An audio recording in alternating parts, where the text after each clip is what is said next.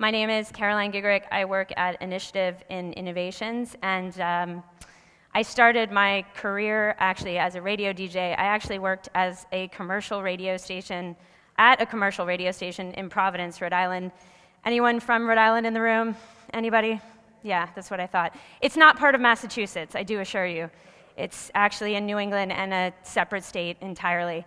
But I was a radio DJ for 5 years in alternative radio. I worked in radio around the time that there was Kurt Cobain and the Stone Temple Pilots were big. But the way that radio works is basically on a commercial playlist, meaning that I have a playlist, I play my playlist, and then if someone happens to call with a request, I may put that request in, but most likely you'll hear, I'll try to get that on for you. You know what that means? It's not happening. You know why? Because we have a playlist. It's a commercial playlist, and it's regulated by the music labels. So before I get into the few slides that I have on the future of music listening, I did want to mention one thing, and that's hearkening back to Porter's presentation. And that's Amit Gupta, who I actually know virtually. I know him virtually because I'm a cyclist in Los Angeles, and he's a cyclist in San Francisco. So what I wanted to say that I didn't hear Porter say, and I was amazed that she brought it up because it's kind of an amazing social media campaign for his wellness, is that bone marrow transplants today, and the collection of cells, is much easier than you may imagine. So as she mentioned, there's only been 700 collections of swabs so far, and that's mostly because people are scared. They're scared because they say to themselves, well, you know, if I am selected, that's going to be a huge commitment. It is still a huge commitment. You're saving somebody's life. But I did want to quickly say that if you're out there and you think that you could be of help to either him or the rest of the community that are looking for transplants, I think it's amazing, and please participate. So I'm going to start this off. Okay, so before I get into really looking forward at the future of music, I want to look back for a second, and this is, of course, a picture of a record player. I remember when I first got my first Fisher-Price record player in the 80s, and I took it with me everywhere, and I played jazzercise records. It was the secret to my whole world. I'm going to show you a graphic which actually is a direct lift off of what Brian was talking about earlier, and it shows the changing landscape of music formats from the cassette tape, actually from vinyl originally, to the cassette tape in the 80s, CD, and then digital formats. This is important because it's going to be an animated graphic, so I'm going to give you a couple color coordinators. So yellow is going to be the cassette, green is going to be vinyl, red is going to be the CD, and then purple is going to be the digital. So here, this is 1980. You've got the cassette tape making its move. Now you've got the CD coming along, right? This is the middle of the 80s. The CD is becoming big. It's getting only bigger. Now it's the 90s. Right around 96, I'm going to start DJing. The CD is huge. We only played CDs in the radio station I worked. 01, the iPod was released. 03, now you're starting to see a lot of digital formats. It's huge. It's exploding at this point, right? 2010, the darker purple is the digital single. So that's the bigger of the two. And then the more mauve, I'd say, or the lighter purple, that's the digital download of an album. So you can see that the digital download of a single is stronger than the digital download of an album. We'll get into that later. But what happened in 2003? Well, Steve Jobs launched a music service called iTunes, right? Steve Jobs is my hero, and of course, people remember him for being a legend who launched legendary products like this one. This is him standing in front of the first iteration of iTunes, and he said that day, it will go down in history as a turning point for the music industry. And as you can see, with the digital formats exploding in 2003, that's pretty much true. So let's take a look forward. And of course, this is a more modern Technics 1200s record player that you'll see, modern DJs using today. But here's a few of the key trends, and thanks to Evan, who gave me the inspiration to create this slide. You'll meet him in a few moments. Digital music in 2011 key trends. So this is not just about how we as listeners consume music. This is about how musicians can now engage with you.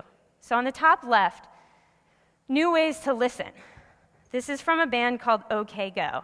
You might remember OK Go from the MTV VMAs when they came on stage and did that awesome performance with treadmills.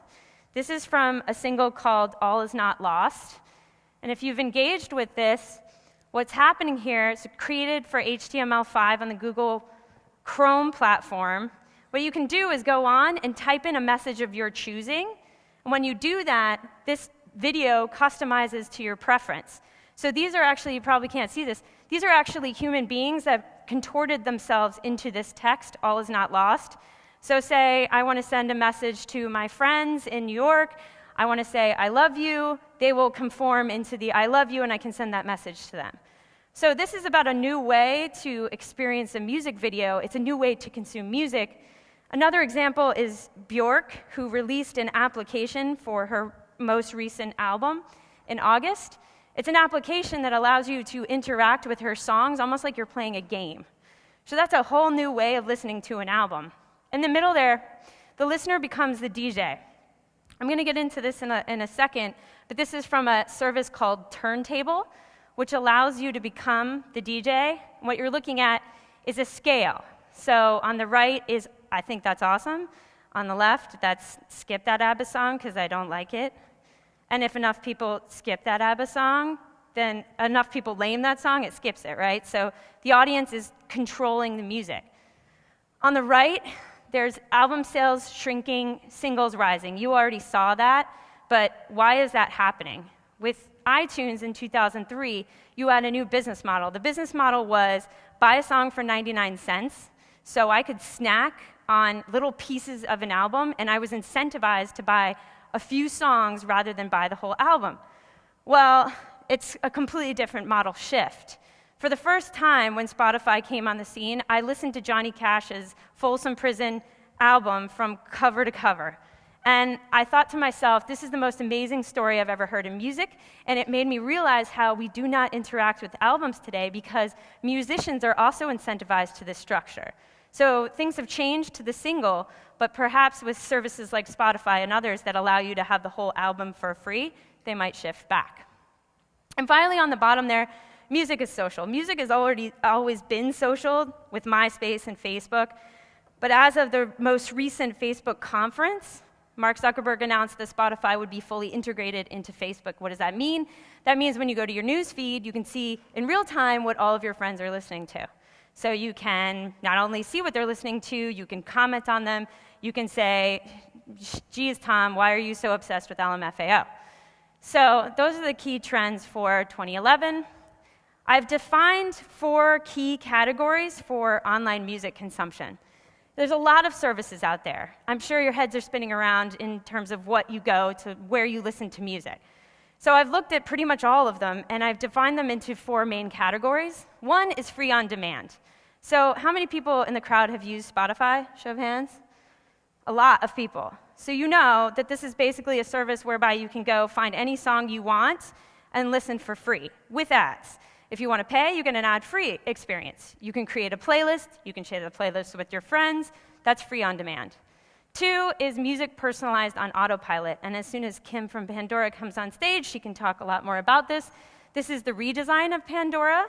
And what's happening here is I am listening to my Taj Mahal radio station, and it's just recommended that I listen to one of my favorite blues musicians, Howlin' Wolf, so I give that a big thumbs up. This is based on the music genome. So in traditional radio, like I said earlier, it's based on a playlist determined by a program director. This, on the other hand, is determined completely based on what I'm liking and not liking. And also, I can decide, okay, today I want to listen to the Beck station. Tomorrow, I'm not going to lie, I'm a Wu-Tang fan. Surprising, I know, you look at me. But these are all stations I want to listen to at different moments in time. 3, music for the social generation. So RDO actually gets less use than the other ones, but RDO is basically a music playlist based on your friends' preferences. So you're watching on Facebook, who's watching what on Spotify. Imagine that you could take all of those songs, put them into a playlist, and then just listen to them through. That's what's happening here. So this is heavy rotation of my friends and what they're listening to. I don't know which one of my friends is listening to the Tangled soundtrack, but I imagine it's probably a parent of kids, right? but I can listen to all of these songs and then interact with the friend who was listening to the song originally. So this is a much more social experience than we've had before. And finally, 4, music discovery. This is my favorite, because being a former DJ, being allowed to be a DJ online is like the next iteration. It's the next coming of amazing. So turntable, another show of hands, who's used turntable? Okay, less. And I think the point is, there are certain people that want to play DJ, and there are certain people that just want to listen to music, and we're going to get into this in the panel. But what you have here is a service by which you can play DJ in one of these 5 DJ spots at the top. Again, at the bottom, people can say, that's great, or I don't like it, skip that song. So the audience interaction is directly defining what happens. The reason that this is a great music discovery platform is because the DJs are incentivized to compete with each other. I can only imagine what it would have been like to have like 4 other DJs in a radio studio trying to make each other look bad by playing better music, but that's what's happening here. So strange things start to happen. Like if you are in the hip-hop room, you'll find that Black Alicious gets played all the time. But who knows who that is? Nobody. But because people are competing against each other, they're trying to play the most rare track from their catalogs, and that means that this is a great music discovery platform. So a comparison. There's a lot of sites out there. And here's a basic graphic that goes through most of them, not all of them, the biggest one being Pandora, which I'll mention. But you've got, from left to right, Spotify, Mog, Rhapsody, Slacker, Rdio, and Grooveshark. Even I can't read that from here. Gosh. So at the top, what you're seeing here is when they launched. So the elderly citizen of the bunch actually is in the middle, and that's Rhapsody. Rhapsody launched as a subscription-based business. The new ones are Spotify, Mog, and Rdio. Those work on a freemium model, meaning they're free with ads, but if you pay, you get the ad-free experience. That's great. And then Grooveshark on the right. Grooveshark works on also a freemium model. However, Grooveshark doesn't exactly operate within the confines of what's acceptable for the record labels, meaning Grooveshark may not exist much longer. We'll see. And with that, I want to bring up the rest of the panel so we can have a more immersive discussion. I'll start with Kim Luegers, who's the Director of Mobile Marketing at Pandora. Kim, would you join me? Oh, there we are. Hi, Kim. Can we clap for Kim? Come on up. And then Jamie Sirachet, who is the Director of Communications, Media Relations, and Social Media for the Recording Academy, which you know and love as the Grammys. Welcome, Jamie. And then finally, last but not least, I had to do ladies first, Evan Krauss, who's the EVP of Advertising Sales at Shazam.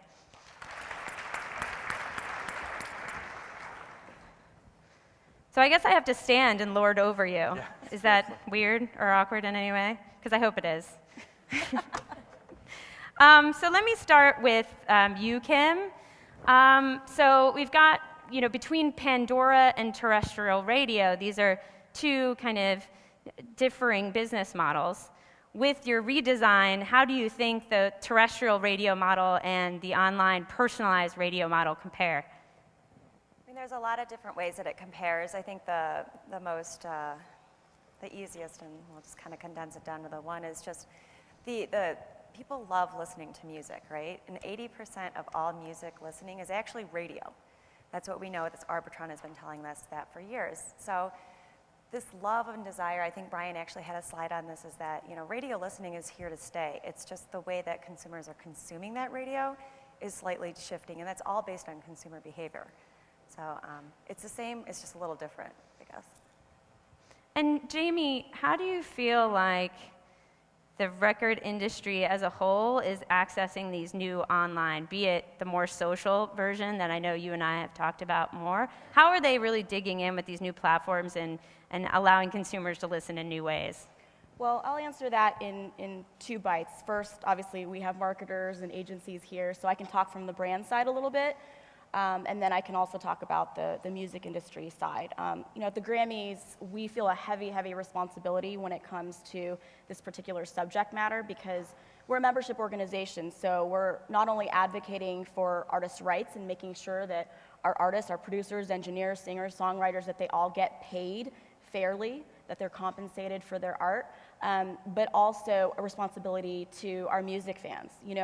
Our job is to be where the music is because we are music. So for us, we look at all of these different platforms like Pandora, like Spotify, which we actually did partnerships with earlier this year because that's where the music fan lives. That's where they live, that's where they breathe, that's where they are.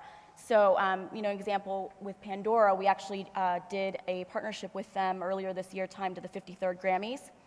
And we didn't want to just put, a promotional banner ad, on Pandora's site. For us, it's all about the music experience. So we utilized Pandora to create a 53rd Grammy channel because, again, our artists, some of our artists like a Beyonce or a Rihanna or a Kings of Leon, they're known to the general masses, but then there are those artists like an Esperanza Spalding who isn't known to the general masses, but we feel that it's important for our artists, listeners, consumers, all of the people that are following us on our platforms to understand that there are all kinds of genres of music, that it's accessible, that you're able to discover them on applications like Pandora. And then with Spotify, when they came to launch in the United States in July, we knew that it was being buzzed about. We knew that there was some backing because all 4 labels were a part of that. They signed on. And granted, that particular model isn't the end-all, be-all. I don't think it's necessarily going to save the music industry, but at least it's a step in the right direction because people are consuming music more than ever before, and they're doing it legally. Spotify needs to figure out, how their business model is going to work for the label and the artists, of course. So how do they transition between the freemium to paid? Because right now they have 750 million subscribers, and I think they just announced that they had 2 million paid subscriptions. So hopefully those numbers will get up, which will then in turn mean that the artists and the labels will get paid. So in terms of our artists and our arsenal, I can think of, Foster the People. They're a great, indie band based in Los Angeles, and they weren't really well known. They did a great job at Coachella and South by Southwest. But they had 3 concerts in Europe that wasn't selling at all. So they partnered with Spotify just a few months after launch date, and they said that they're going to make their first album available via Spotify months before they were going to make it available to the masses on iTunes, etc. And Spotify loved them so much that they put Pumped Up Kicks, their first single off the album, on their Welcome to the United States launch on their Spotify playlist. And I gotta tell you, it was very successful for the band and for the label. So they used it as a promotional vehicle. Those 3 concerts that they couldn't sell completely sold out a week after they did this partnership. So it's a great, case study in terms of utilizing certain applications for an artist. You knew it was the early adopters that were hanging out on Spotify when Foster the People was like #1 every day. Yep. You're like, wait, the rest of America hasn't clearly accessed this product yet. Yeah, I mean, we at the Grammys think that this is a really great time to be in the industry because more music is being consumed, shared, downloaded. As you mentioned before, I mean, music is the most social thing on the planet right now. We feel so connected to it. It's a part of our DNA. It's the soundtrack to our lives. And I think that, every pivotal moment in your life, whether it was a sad breakup or whether it was a wedding, you can attach that to an artist or a music song. So it's an exciting time, and we're all now playing in this wonderful sandbox of innovation. It's not just us as music people, but the film industry is going through this, the television industry is going through this, so it's up to us to figure out how it's going to benefit ourselves, but also how it's going to benefit the artist. Well, and talking about innovation, getting to you, Evan, I mean, I don't know how many times I've been in a bar where I see somebody like awkwardly holding their phone up near the speaker so they can figure out what song is playing. You know what I'm talking about. You've been one of these people. So how does Shazam connect not only people to the music and discovering what's playing, but to the sales side of translating that I listened, I like it, into an actual purchase? Yeah, it's a good question. I'll add to some of the points first. Please. So, what's fascinating is there's 150 million Shazam users around the world, Shazamming 4 million plus times every day. Wow. And so that's clearly not on demand, right? Because obviously they could have clicked on a link or they've done something else. So people are being exposed to, whether it's digital music or in bars or in their cars in various different forms. What we're seeing is a massive trend is people are either, immediately purchasing those, that music. In fact, about 12% every single day are purchasing music on Shazam, or they're sharing it. Right, and there's this fun social dynamic that's going on. And we see typically with Shazam about a 30-day lead time before billboards because people are discovering the music for the first time usually.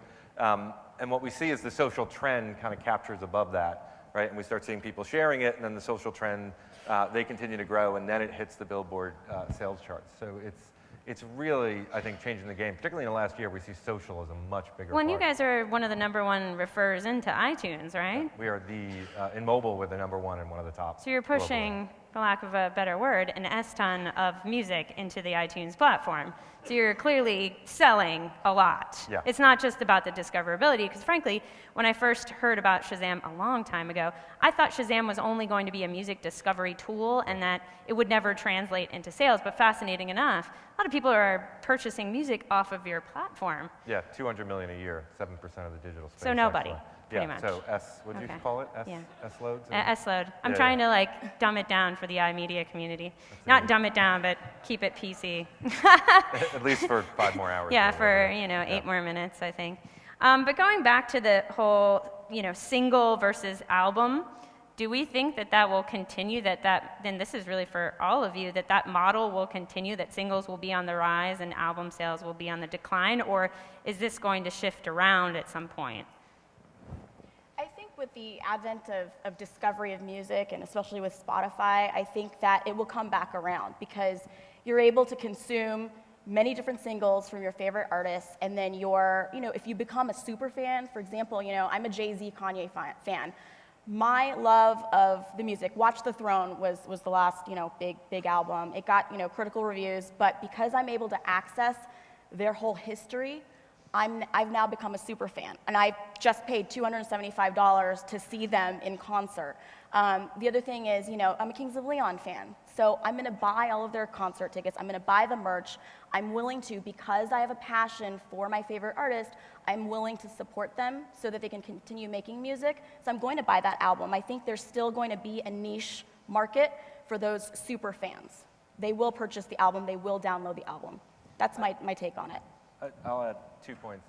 One, I don't think what's properly tracked is I purchase 1 or 2 songs and then I continue to purchase more songs in the album. I do that a lot. I imagine a lot of other people do that as well. But I think the artists have kind of sucked at producing the story, as you mentioned before, with Johnny Cash. And I've spoken to folks in the record industry. They are trying to push that back. I know iTunes had the LP, which I think was a okay attempt, but I hope it comes back. But we're old, right? The kids. Speak for yourself. Yeah. Okay. Well, I heard when you were DJing. But who knows what the kids care about? Well, and there was Jay-Z's album where you could only purchase it as a full album download. But I don't know if that actually worked for him, it was a nice message, but frankly, I, as a consumer, was just frustrated at the end of the day. Because again, it's that level of expectation. I need what I want when I want it. But Kim, from your platform, do you see that people are purchasing out in a single fashion, or are people going and downloading an album from Pandora? It's more about we, as an innovation kind of time period that we live in right now, the snacking that's taking place, or the discovery of a single one by one, is driving the whole purchase of a single, right? So, historically, a radio station would introduce, the top 3 songs off a new album and really push that album. Well, now, in the world that we live in terms of music consumption, whether it's a Spotify or a Pandora or a Shazam, we're discovering music on a track-by-track basis, which is ultimately kind of spurring our purchase on a track-by-track basis. So, and it goes back to what Evan was saying, like the story that's being told out in these whole albums are not as rich as when Johnny Cash was putting out music, right? So there's a lot of different dynamics that are playing into the single purchase phenomenon that we're living in right now. I don't know if it's just one isolated incident. Who knows? It could switch around. Well, and it seems like there's a parallel between the sheer volume of a catalog, right, with Spotify having 15 million songs in their catalog, right? But if you go to the radio feature, I mean, I did this the other day. I typed in 60s and soul, and I got De La Soul, which is not 60s or soul. So, I mean, well, as compared to that, Pandora has under 1 million songs, but they have a personalized music genome. So can you speak to the sheer volume versus that personalized experience? What do you think wins there? Yeah, I mean, it's, I'm a little biased, obviously, since I work for Pandora, but, the Music Genome Project, I don't know if a lot of you guys know the basis behind the personalization that we deliver. It's in 11 years in the making, and it's over 450 different genes, right, that make up the genome. And it's a seven-page kind of spreadsheet, if you will. And there are 25 different musicologists that they're real people. So it's not it's not a computer, it's a real person that listens to each song that's within the catalog and codes it based on the 450 different attributes. So it's, whether there's a dirty electric guitar in the chorus, or if there's the voice from the singer is nasally, or if it's high-pitched, or if there's if it's instrumental. I mean, I could go on and on, but you kind of see where I'm going with that. They're all based on, first, the coding within the genome itself, and then the personal interaction that you, as the listener, give, the thumb up, the thumb down, the skipping, so on and so forth. Those two things combined is what we use to deliver kind of the next song in a serendipitous type of fashion. So, we think that it works really well. Our users, and the feedback that we've gotten from them is that they enjoy the type of musical string that we put together. It's a nice balance of variety, familiarity, as well as kind of, rediscovering some old songs that, maybe within our lifetime that you're like, oh God, I totally forgot about that song. I love that song. It just kind of all plays together for a nice emotional situation. I have one more question, and then I want to open it up, and actually it's for you. So There you go. there you go. I get my talking You do. You get your moment. I want to ask about Shazam for TV, because I know you're progressing into the ability for users to Shazam either television episodes or commercials and provide an immersive experience over television now. That's the next iteration. So how does that add for the music listening population? How does that add to the music consumption of our industry? So one of the fascinating things we've learned in the last 6 months, sort of going through a lot of the new Shazams, as we call it, is a great deal of the Shazams are coming actually from TV. In other words, they might not have seen a Shazam, 1,000 Shazams in 2 years, and then Heineken actually had this great artist in their commercial, and it shot into the top 10 of Shazams, right? And so we're more of a sort of tracking and bellwether to it and sort of understanding what's happening on TV. So consumers were doing it already. What's happening now is we're providing the artists really a second step to producing custom content. I'd say that's a new trend, by the way, is I think the artists are trying to go, I don't know if it's around the labels, but they want to, one, make money, but also connect with the consumers more. They want to go around the labels. Well, I was trying to be, I don't know if there's any label people here. So, They do. Sorry, label people. Egged on the way out. But so Shazam for TV in a large part, we're going to be selling it like crazy over the next few days from an advertising standpoint. But from a content standpoint, we're seeing about 30% of it's music related, and the rest is show related, meaning I want to go deeper in the show, learn more about the actors or the plot, or see what's happening in the next episode and stuff like that. So Jamie, are you thinking of doing something with this model, considering you have a music awards show? Oh, well, to be honest with you, we've been thinking about Shazam for quite a few years now, because we know everything's done on mobile devices these days, and how do we make the experience of watching our show even more engaging? Because, it's hard. I know artists will license their music out to television shows. That's how, again, another way of discovering new music, but then you'll have to go to your computer, type in the show, try to hopefully find out, what song was being played. But with Shazam, you can just, with the click of a button on your mobile phone, figure out what that song is, download it, and have it, as part of a playlist. So, So yes, that's definitely something that we're thinking about, and we're doing some new things this year. So we'll see. You'll have to watch the show, February 12th. Exciting times. Well, and I know we're bumping up. I don't know where Nancy is, but do we have time for a few questions? Yeah, we have time for a few questions. Okay. Definitely. I'll kick it off. So the way in which consumers are listening to music has obviously changed very dramatically, and the 30-second radio spot it still exists.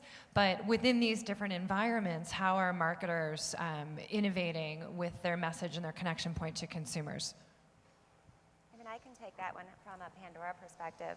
So you're absolutely correct. The audio spot is going to be, and will remain kind of the way that you advertise within a radio environment, right?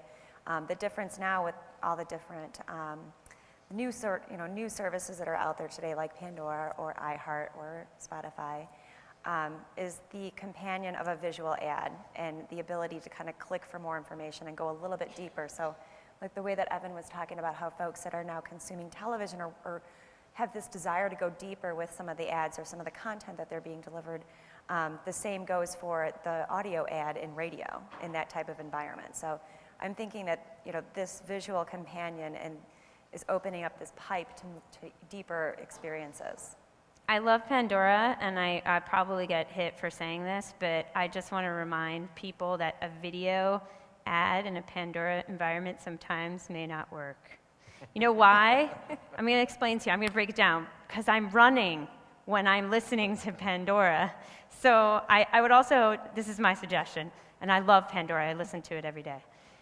I just think people need to utilize these platforms more and understand how consumers are using them, and I think this was kind of the basis of what we were trying to do today.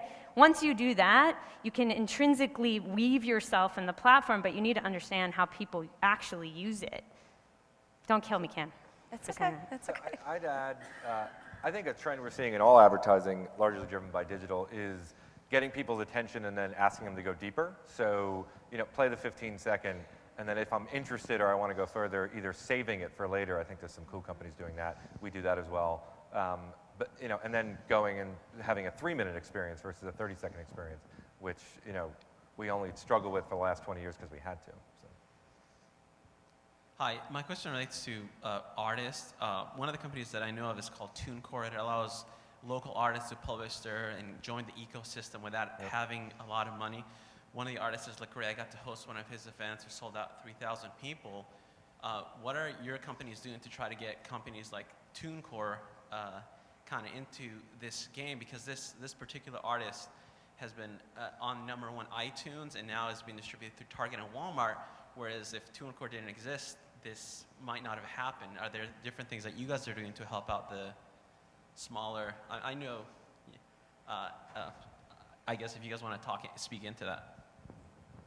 I mean, I can go first. I mean, that's definitely, if anybody's ever attended a Pandora town hall where Tim Westergren, our founder, has spoken, that's definitely a dream of his, is to be a launching pad for artists to become, discovered. So bringing, a crowd of individuals to pack a small venue on a Tuesday night for that newly, up-and-coming band is definitely a dream. And, we are working really closely with some very small artists to understand, what is it, the power that we have in our scale with 100 million registered users, how can we leverage our users and help them discover these new artists, and, and vice versa, obviously, and not just from a musical discovery, but from a, venue discovery. I mean, this goes beyond an artist, but it also has roots into helping a venue pack their place, right? So that translates to sales from, food and beverage. So there's a lot of ways that the two entities can work together to grow the industry as a whole. The roadmap for that is still being written. So if you have any ideas, I'm sure they'd be all ears. So for us, I'd say first, when we look at our Shazam, or the Shazams, we see 3 buckets. We see the largest percentage is the new music, the new stuff coming out that people don't know what it is, and they're looking for it. The second bucket is the bookmark phenomenon. I think you mentioned it before. It's the rediscovering music from different points in our life. And then the third, which is the long tail, is a lot of new artists. We're adding about 200,000 songs every single month against our 10 million song database, but a very large chunk of that comes from indie sources, The Orchard, TuneCore, and other things that are feeding into it. But we also have the sort of music freaks that know much more than we do, literally going to the record stores that still exist, trying to find some of this cool stuff as well. But it's discovery, right? So if something hits the trends, it doesn't matter whether it's Lady Gaga or the artist you're talking about, it tends to then sort of build within the community. You know, and for us, I would add to that, as the Recording Academies, the Grammy Awards, it's a little bit different from these two. But, you know, we're not an application. We still consider ourselves, in some ways, a discovery tool. You know, we have that 3.5-hour telecast. We have 78 categories. Only 12, you know, categories are being read on air. And we've, again, I mentioned, you know, the Jay-Z's and the Beyoncé's and the Rihanna's and all of those big artists. Yes, they do. If they are nominated, they will be performing on our show. But then we like to pepper in, you know, newer artists like an Esperanza Spalding. I mean, when we had her on the show, you see a great spike. 500% was the increase in her album sales from being on our show. Another great example, you know, Arcade Fire. If you guys are, you know, Arcade Fire indie fans, they've been around the block for years. But to the general masses, they weren't known. People were wondering, why did this band win Album of the Year? But they increased, you know, almost 300%. Mumford and Sons, another great, you know, indie band from London, and they played with Bob Dylan, you know, their hero, their icon. They jumped, you know, 300%. So we're able to pepper in, you know, a few artists here and there that may not be, you know, so mainstream to the masses. Hi, Hillary Batzel, Microsoft. So we've talked a lot today about personalization and how it's driving trends, but given the economic situation and the history of pirating in radio, do we think that there's still a cost as a barrier to entry in this market? And is cost driving some of those trends like singles versus album adoption? You mean consumer cost or business cost? Yeah. Consumer cost. Yes. I will say a statistic that I read this morning that was fascinating was talking about Spotify. And you know, Spotify launched in Sweden, so the most statistics that exist right now exist for Spotify in Sweden, and it shows a 23% decline in music piracy. So that's a really fascinating statistic, and it goes back to what Steve Jobs tried to do originally with iTunes is how do we limit music piracy? Well, you make it better, easier, and more enjoyable for people to buy digital music and pay for it legally. And Spotify feels like the next iteration of that. It's a really great question and something that we all need to think about. I agree with you. You know, I think as technology advances, as we continue to innovate, you know, these poor guys over here and Spotify get criticized, you know, a lot because they feel that, you know, what we're doing, or they're doing, excuse me, is devaluing music because they're making it free. But at the end of the day, it's just consumers wanting more and being greedy because we love music because there's so much of it.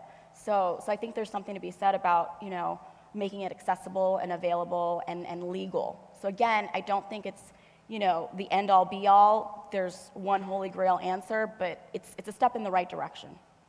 Caroline, we have time for one last question. Jason Molina, Palisades Media.